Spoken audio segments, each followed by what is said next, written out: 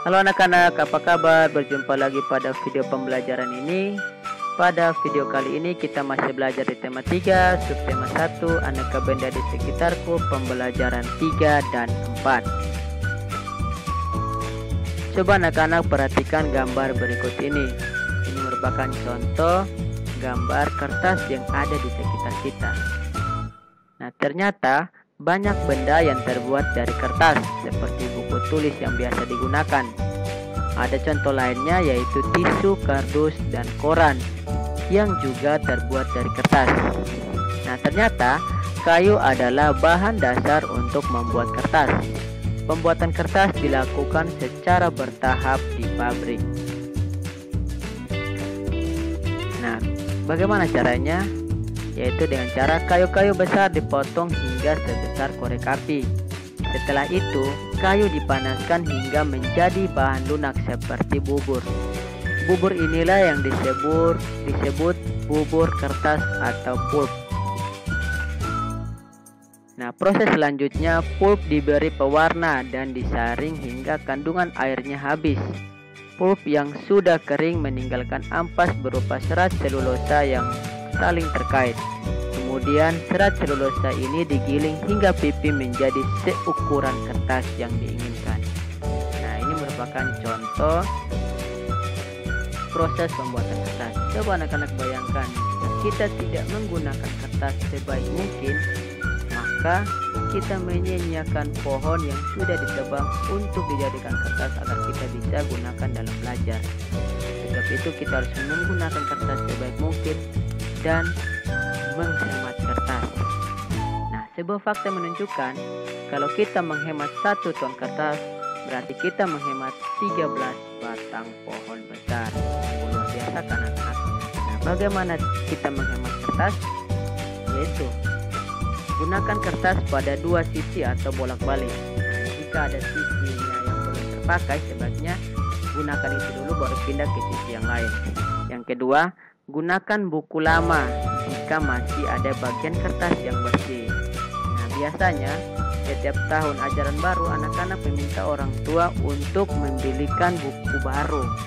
Nah, alangkah baiknya gunakan dulu buku yang lama jika masih ada bagian yang belum terpakai atau masih ada bagian yang bersih. Dengan begitu kita sudah menghemat kertas. Memang kita sendiri tidak bisa menghemat kertas sebanyak 1 ton. Tetapi jika ini dilakukan bersama-sama, maka penghematan kertas bertonton dapat terjadi. Sungguh asik bukan? Pak yakin anak-anak bisa melakukannya. Nah, coba anak-anak perhatikan pohon-pohon berikut ini. Ini merupakan contoh pohon-pohon yang digunakan dalam membuat kertas. Ada pohon pinus, pohon akasia, pohon jati. Nah, tinggi setiap pohon itu berbeda-beda. Nah, pohon manakah yang paling tinggi? Bagaimana cara mengukur tinggi suatu pohon? Nah, anak-anak bisa mengukur tinggi suatu benda juga di rumah masing-masing. Itu dengan cara anak-anak dapat mengukur tinggi badan anak-anak sendiri. Saya yakin panjang dan tinggi anak-anak itu berbeda-beda dengan teman anak-anak. Nah, apakah semua panjang atau tinggi benda dapat diukur dengan alat ukur yang sama? Nah, untuk mengukur tinggi atau panjang kita harus menggunakan alat ukur.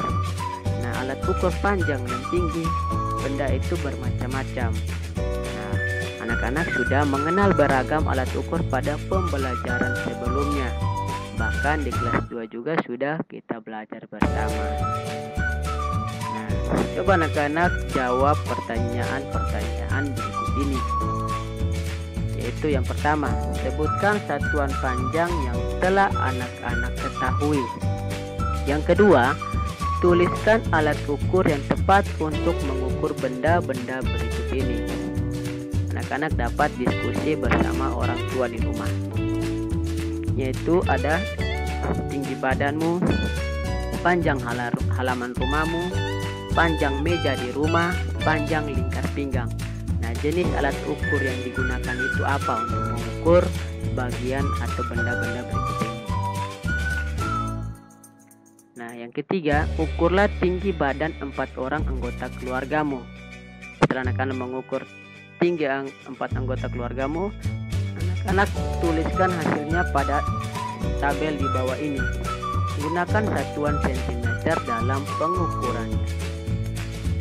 Setelah itu urutkan hasil pengukuran anak-anak mulai dari yang terpendek hingga yang tertinggi.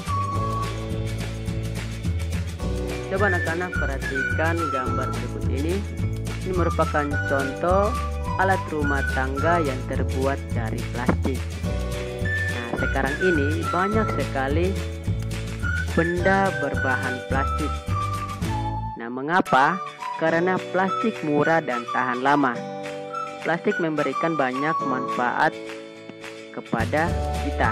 Akan tetapi plastik juga dapat menimbulkan masalah. Kenapa? Karena plastik membutuhkan waktu yang lama untuk terurai secara alami. Terurai artinya hancur secara alami, yaitu sekitar puluhan bahkan ratusan tahun.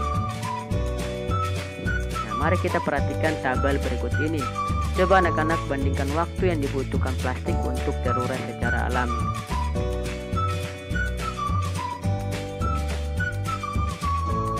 Sudah? Nah, bayangkan bahkan ada benda yang tidak dapat terurai, yaitu styrofoam. Nah, bagaimana jika kita tidak menjaga dan melindungi alam kita atau bumi kita, maka akan semakin susah. Sebab itu kita harus menjaga dan melindunginya. Bagaimana caranya? Yaitu anak-anak dapat menggunakan 3 cara berikut ini, yaitu reduce yang artinya mengurangi, reuse yang artinya menggunakan kembali, dan recycle yang artinya mendaur ulang. Nah, apa itu bagaimana caranya? Nah, reduce adalah mengurangi penggunaan plastik. Contohnya, ketika berbelanja, sebaiknya membawa tas belanja sendiri, sehingga tidak perlu menggunakan kantong plastik. Jadi, ketika anak-anak berbelanja dengan orang tua di supermarket atau pasar, sebaiknya membawa tas belanjaan itu sendiri. Yang berikut, use adalah memanfaatkan kembali sampah plastik. Nah, contohnya, sampah kemasan botol minuman, nah, dapat digunakan untuk membuat pot bunga yang bagus. Yang berikut, recycle adalah daur ulang sampah plastik. Nah, biasanya dilakukan di pabrik. Nah, sampah plastik diolah menjadi barang baru yang dapat dimanfaatkan lagi. Nah, anak-anak dapat membantu proses daur ulang dengan mengumpulkan dan mengelompokkan sampah plastik. Sampah plastik tidak dicampur dengan sampah lainnya.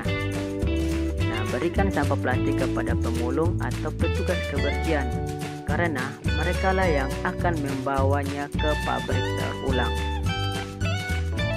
Mari kita gunakan plastik dengan bijak agar bumi kita terselamatkan. Terima kasih, sekian dulu video pembelajarannya. Semoga bermanfaat bagi anak-anak. Bye.